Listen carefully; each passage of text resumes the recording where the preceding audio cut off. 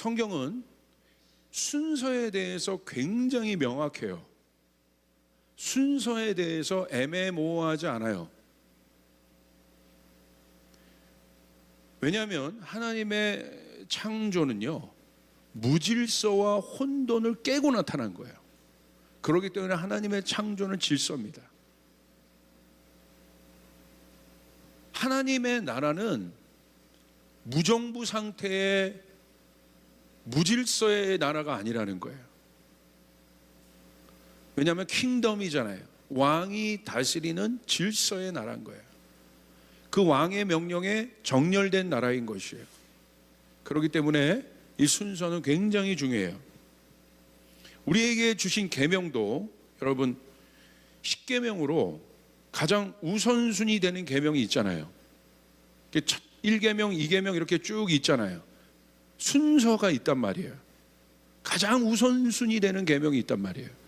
그러니까 우리에게 땅을 향해 주신 첫 번째 계명이 부모 공경하라 하잖아요. 부모 공경. 근데 왜 부모 공경이 살인하지 말라, 간음하지 말라보다도 앞에 있습니까? 제가 주례할 때 이야기를 꼭 하는데 부모를 공경하라고. 이것이 왜 살인하지 말라, 간음하지 말라 위에 있겠습니까? 마치 상위법처럼 위에 있겠습니까? 부모 공경하는 사람은 살인도 안 하고 간음도 안 한다는 거예요. 계명이 어떤 것은 더 중요하고 어떤 것은 더 중요하지 않느냐를 얘기하는 것이 아니에요. 모든 하나님의 계명은 중요합니다. 모든 하나님의 말씀은 중요해요. 여기서 말하는 순서는 이렇게 생각하시면 돼요. 집을 짓는 원리와 같습니다. 집을 짓는 원리. 집을 지을 때 막 짓지 않잖아요. 순서에 따라 하죠. 순서에 따라. 그대로 해야 된다는 거예요. 그대로 해야 완성된 형체로 갈 수 있다는 것이에요. 그래서 이 순서는 굉장히 중요한 것입니다. 일의 순서가 있듯이 영적 원리도 마찬가지예요. 반드시 먼저 해야 할 일이 있어요. 여러분 인생 가운데 반드시 먼저 선점해서 해야 될 일이 있어요. 그것이 바로 무엇입니까? 마태복음 6장 33절이에요. 그런즉 너희는 먼저 나와 있죠. 먼저 원어로는 프로톤이라는 거예요. 첫째로 우선순위로 먼저 그의 나라와 그의 의를 구하라. 그리하면 이 모든 것을 너에게 더하시리라. 이 모든 것이 우리에게 더해지기 위해서 어떻게 해야 된다는 거예요? 먼저 이 일을 해야 된다는 거예요. 먼저. 여러분 이 땅에 하나님이 주시는 복을 받기를 원하십니까? 하나님이 쓰시는 사람이 되기를 원하십니까? 그런 교회가 되기를 원하십니까? 그럼 뭐예요? 먼저라고 해서 먼저. 그냥 심심해서 강조하게 쓴 것이 아니에요. 이대로 해야 된다는 거예요. 로마서 1장 16절 보십시오. 바울의 사역의 원리가 나와 있어요. 사역의 철학이 나와 있습니다. 그냥 한 게 아니에요. 사도행전 보십시오. 바울이 어떻게 했습니까? 항상 회당에 먼저 들어가서 유대인들에게 먼저 복음을 전했어요. 항상 그랬어요. 복음을 받지 않을지언정 항상 그렇게 했어요. 그냥 움직인 것이 아니에요. 원리를 가지고 움직였습니다. 로마서 1장 16절에 이렇게 기록되어 있어요. 내가 복음을 부끄러워하지 않으니 이 복음은 모든 믿는 자에게 구원을 주시는 하나님의 능력이 됨이라. 먼저는 유대인에게요 그리고 헬라인에게로다. 여러분은 어떤 먼저가 정렬되어 있습니까? 여러분의 삶에, 한국교회는, 우리 가정은, 우리 일터는 어떤 먼저가 정렬되어 있습니까? 우리 사역은, 여러분의 결혼관에는 어떤 먼저가 여러분 정렬되어 있습니까? 이건 실제적인 것이죠. 여러분의 성공관에는 어떤 먼저가 정렬되어 있습니까? 여러분의 관계 안에는 어떤 먼저가 정렬되어 있습니까?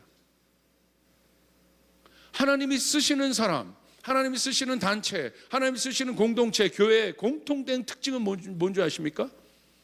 성격이 성품이 좋았고 성격이 더 안 좋았고 그런 차원은 아니에요. 그건 공통된 특징은 먼저가 정렬되어 있는 거예요.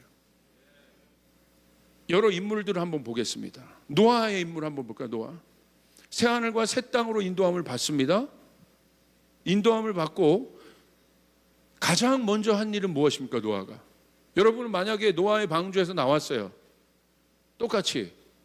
그리고 새하늘과 새 땅으로 인도함을 받았습니다. 가장 먼저 뭐 하시겠어요? 오늘 나와 있는 거예요, 성경에. 노아가 한 건 뭐예요? 단을 세워 단을 쌓아 하나님을 예배했습니다. 먼저 한 것이 있다는 거예요. 모세 보십시오. 이스라엘 백성들과 광야를 지나며 광야를 통과하는 과정에서 그가 옮겨질 때마다 그가 우선순위로 한 것은 무엇입니까? 장막을 지은 거예요. 하나님의 임재가 임할 장막. 그것을 중심으로 구름 기둥과 불 기둥이 움직이기 시작했어요. 그 중심으로 살았다는 거예요, 그들이.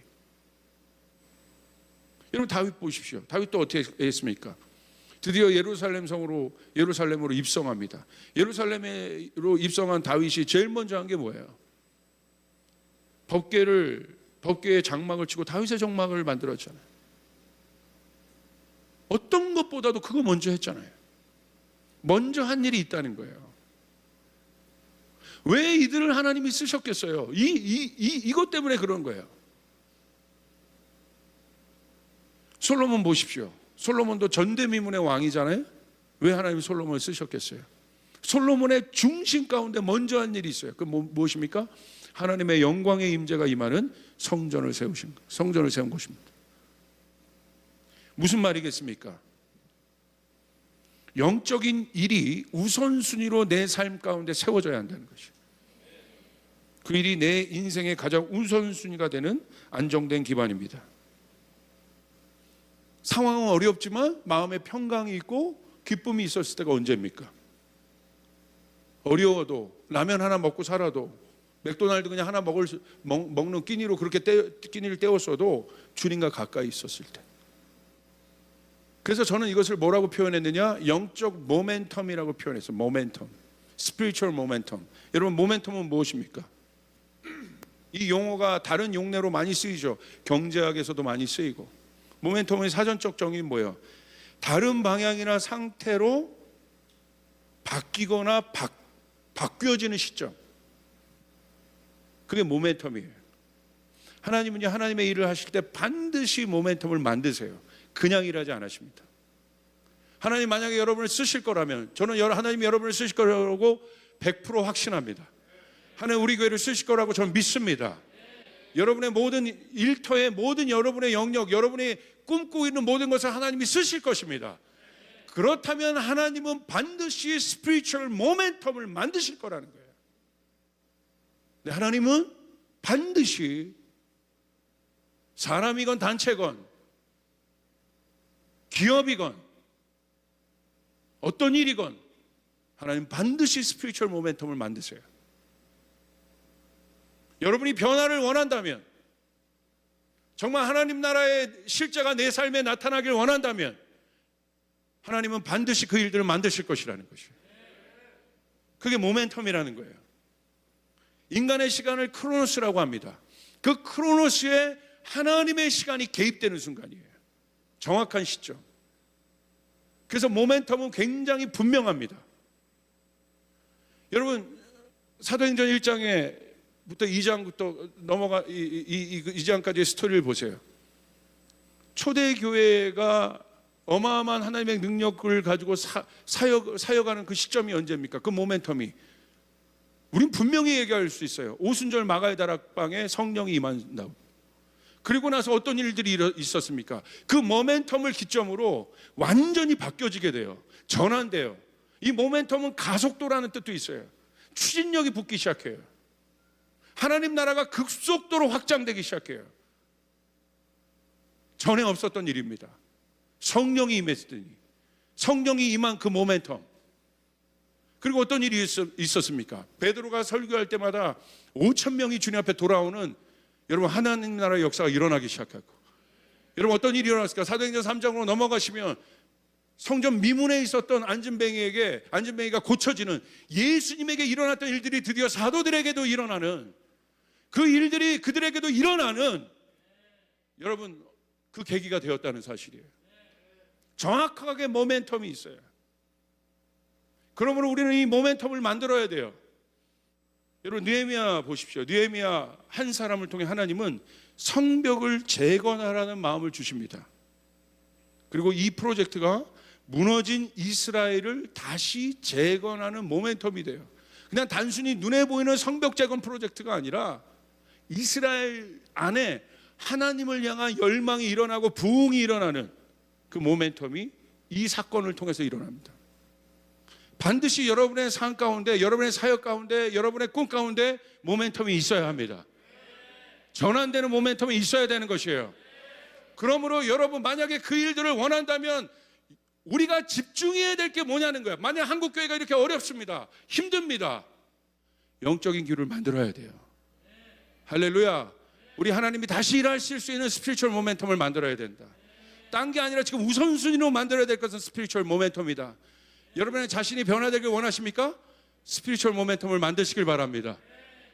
여러분 실제적인 모멘텀은 모멘텀, 영적인 것을 먼저 세우면 변화가 일어납니다.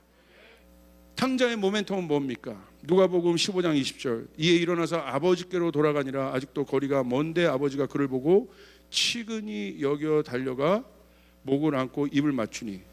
여러분 탕자가 이 전 말씀이 어떤 상황인지 아시죠?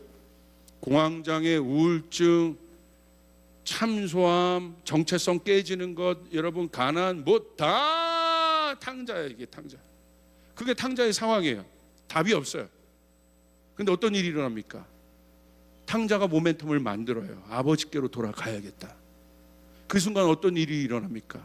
모멘텀을 만들고 돌이키는 그 순간 여러분 탕자에게 회복이 일어나는데 그 회복이 그냥 일어난 것이 아니라 강력하게 일어납니다. 옷을 입혀주시고 가락지를 껴주시고 잔치를 베풀어 주시고 그것이 한 번에 일어나기 시작해요. 탕자의 인생 가운데 사실 그 사건은 부흥입니다. 여러분 이런 일들이 한국교회 가운데 일어나야 합니다. 아버지에게로 갈 수 있는 모멘텀을 만들어야 된다는 거예요. 사람이 아니라 아버지께로 갈 수 있는, 하나님이 역사할 수 있는 모멘텀, 우리가 먼저 만들어야 될 영적 모멘텀. 그러므로 이 모멘텀을 반드시 우리는 만들어야 돼요. 그것이 이 코로나 이후가 아니라 그냥 이 순간에, 저는 오히려 이 순간이 기회라고 보는데 저는 믿습니다. 다시 한번 한국 땅 가운데 그리스도의 계절이 올 것입니다. 부흥이 올 것입니다. 믿습니까? 올 것입니다. 옵니다. 우리나라에도 하나님이 그 일들을 쓰실 때마다 모멘텀을 주셨어요. 여러분 1907년에 이 영적 대부흥을 여러분 아시죠? 여러분 한국학중앙연구원에서 만든 이 역사 기록이 있습니다. 그냥 일반 한국학중앙연구원이라는 곳에서 만든 곳이에요. 그 당시에 이 부흥을 어떻게 정의했냐, 이렇게 썼어요. 여러분 1907년 이 엄청난 영적 대부흥이 평양에 있었잖아요. 이렇게 기록했어요. 1903년 여름 여자 선교사들이 중심으로 된 원산의 조그만 성경 공부 모임에서 시작되었다. 이 모임의 강사는 하디였는데 그는 당시 한국교회의 영적 상태에 대해서 걱정하고 있었다. 하지만 성경 공부를 인도하는 가운데 하디는 오히려 하나님이 원하는 것은 한국인들의 각성이 아니라 자신의 각성이라는 것을 깨달았다. 그래서 한국인들 신자들 앞에서 자신의 잘못을 자백했다. 이것이 도화선이 되어 한국 신자들도 자신의 잘못을 자백했다. 동년 10월 미국의 유명한 부흥사 프란손이 원산을 방문하여 집회를 열었고 하디에게 대중적인 부흥회를 인도하는 법을 알려주었다. 그 후 하디는 1903년부터 1904년 말까지 송도, 서울, 제물포, 평양까지 집회를 인도했다. 아직 1907년이 간 게 아닙니다. 그 1907년의 모멘텀, 그 모멘텀의 순간을 이루기까지 하나님이 하디에게 마음을 주시고 작은 성경 공부 가운데 회개 운동을 일으키셨고 계속 하나님이 뭔가를 하고 계시잖아요. 자 보세요. 1907년 드디어 1월 장대현 교회에서 열린 연합사경에서 놀라운 부흥의 역사가 일어났다. 이 부흥회는 길선주의 회개로 촉발되었으며 신자들의 참여와 자백으로 이어졌다. 이어 길선주는 전국으로 순회하는 부흥사가 되었다. 1907년 대부흥 운동의 특징은 첫째, 성경을 공부하는 사경회 가운데 일어났으며 둘째, 성령의 임재와 함께 철저히 회개가 뒤따랐고 셋째, 처음에는 선교사가 주도했으나 나중에는 한국인이 주도했으며 넷째, 이 부흥회의 결과로 한국교회에 뜻깊은 도덕적 갱신이 일어났다. 그리고 어떤 일이 일어났을까? 왜 이 부흥이 여러분 의미가 있느냐? 이 1907년 대부흥운동은 그 전에는 한국의 기독교 신앙이 뿌리 내리게 되는 중요한 역할을 했는데, 왜냐하면 과거에는 정치 사회적인 이유에서 교회를 찾았던 사람들이 이제는 영적인 체험과 함께 새로운 신앙의 단계로 올라가는 계기가 이 일 때문에 있었다. 그 전에는 정치적 경제적 어떤 이유 때문에 찾았는데, 이 모멘텀을 계기로 사람들이 영적 체험을 하기 시작하고 이것이 다음 단계로 나가는 계기가 되었다는, 이것이 한반도 온 영역을 덮었습니다. 그리고 이 운동이 결국 어디로 이어집니까? 1910년 한일 병합 이후 한국교회가 일제에 대항할 수 있는 체계를 갖는데 중요한 역할을 했다고 역사는 기록하고 있고요. 길선주를 비롯한 대부흥 운동에 참여했던 사람들은 이후 3.1 운동에도 가담했다. 여러분, 3.1 운동은 일제 저항 운동에 얼마나 중요한 모멘텀입니까? 하나님은 모멘텀을 만드시는 거예요. 여러분의 인생 가운데도 하나님은 모멘텀을 만드세요. 반드시 만들어야 되는 것이에요. 지금 아무것도 할 수 있는 것이 없잖아요. 교회가 사회운동하는 것이 아니잖아요. 우리가 만들어야 될 모멘텀이 뭐예요? 사회운동의 모멘텀이 아니라 영적인 모멘텀을 만들어야 되는 것이에요. 여러분, 그 영적 모멘텀을 만들어야 합니다. 왜 우리가 그 모멘텀을 만들어야 되느냐? 딱 하나입니다. 실제적으로 재정, 관계, 질병, 가정의 어려움, 사업 문제, 일의 문제, 취업 문제, 많은 어려움들이 산계하고 있잖아요. 지금 얼마나 많은 여러분 대한민국에 있는 백성들이, 우리 국민들이 어려워하고 있습니까? 이런 시대에 우리 믿는 자들이, 우리 성도들이, 교회가 어떤 돌파를 가져와야겠습니까? 우리의 마음이 부드러워져야 합니다. 우리의 마음이 깨어져야 합니다. 하나님은 하실 수 있다. 하나님이 역사하실 수 있다. 다시 한번 하나님의 부흥의 파도를 이 땅 가운데 보내줄 수 있다. 내 영혼을 바꿀 수 있다. 내 가정을 바꾸실 수 있다. 하나님 반드시 하실 수 있다. 그분을 향한 소망과 기대감. 그런데 왜 돌덩이처럼 그 일에 대해서 소망이 없어지기 시작했느냐? 이유는 하나입니다. 교회에, 나의 신앙생활에 지난 수십 년간 하나님이 일하셨다는 기적의 소식을 듣지 못했기 때문에. 예전에는 그것이 일상처럼 들려오던 이야기였는데, 성경 공부 모임은 많고 뭔가는 많고 훈련도 많으나 그 안에 어디에서도 오늘 이거는 인간이 한 것이 아니네, 하나님밖에 할 수 없네 라는 그 어마어마한 증거들을 본 적도 없고 들어본 적도 없기 때문에 기대하지 않는 거예요. 그게 돌덩이에요. 요한계시록 19장 10절에 보십시오. 내가 그 발 앞에 엎드려 경배하려 하니 그가 나에게 말하기를 나는 너와 및 예수의 증언을 받은 내 형제들과 같이 된 종이니 삼가 그리하지 말고 오직 하나님께 경배하라. 예수의 증언은 예언의 영이다. 우리에게 오늘 필요한 것은 딴 것이 아니라, 영어로 보시면 For the testimony of Jesus is the spirit of prophecy. Testimony of Jesus. 예수의 실제적인 증거를 가진 자들. 여러분에게 예수의 실제적인 증거가 무엇입니까? 목사님, 저 예수님 알고요, 십자가도 믿고요. 그런데 그것이 여러분에게 어떤 증거로 보여줄 수 있겠습니까? 사도들에겐 그게 나타났어요. 보통 사람이 아니구나. 저 사람들에게 하나님의 영이 있구나. 실제 귀신이 떠나고 치유되고 회복되고 인간이 할 수 없는 일들. 불임이었던 한나, 오히려 그 불임의 상황이 너무 놀라운 계시였어요. 인사이트였어요. 잠깐 나눴는데도 맞다. 오히려 초자연적인 하나님의 증거를 구하는 그 시간이 되었다. 오늘 한국교회는 이게 필요합니다. 말로만 하나님이 살아계신 거 말고 진짜 하나님이 살아계시는구나. 믿지 않았던 사람들 안에 있었던 인간의 의술로 기술로 해결할 수 없는 수많은 문제들, 그런데 예수 믿는 자들이, 예수 믿는 우리들이 기도할 때 삭개오가 변하기 시작하고, 아멘, 혈루병 여인이 고쳐지기 시작하고, 눈먼 자가 눈을 뜨기 시작하고, 하나님의 역사가 실제로 그 기적이 일어날 수밖에 없는. 그래서 우리의 생각, 혼의 생각, 굳어져 있던 이 모든 것을 그냥 깨버릴 수 있는 오늘 그 일들이 일어나길 바랍니다. 여러분, 여러분을 욕하는 원수가 있어요. 여러분을 어렵게, 이건 몰라도 안 돼. 근데 그 욕하는 원수가, 여러분을 어렵게 하는 원수가 자녀가 아팠어요. 근데 여러분 예수를 믿는다는 걸 알고 우연히 그래도 용기를 내서 한번 제가 기도해 드릴까요? 하고 기도해 줬어요. 근데 났어. 어떤 일이 일어나겠어요? 답은 여러분에게 맡겨요. 어떤 일이 일어나겠어요? 그 원수와의 관계에서. 여러분, 교회는 이 능력을 회복해야 돼요. 우리 사역에 이 능력이 회복돼야 돼요. 우리의 시스템으로, 우리의 노력과 우리의 조직으로, 우리의 능력으로 가는 사역이 아니라 하나님 일하여 주시옵소서. 경제적으로 어려운 사람들에게 우리가 기도하고 교회가 기도해서 깨어나고 하나님이 일할 수 있는 영적 모멘텀을 만들 때 어떤 일이 일어납니까? 우리가 가지고 있는 건 오병이어밖에 안 되지만 그 오병이어로 5,000명을 먹이는 역사가 일어나면 결국 여러분, 예수의 증거가 뭘 만든다고 돼 있어요? 예언하는 영을 만든대. 그 예언은 무엇입니까? 소망이에요.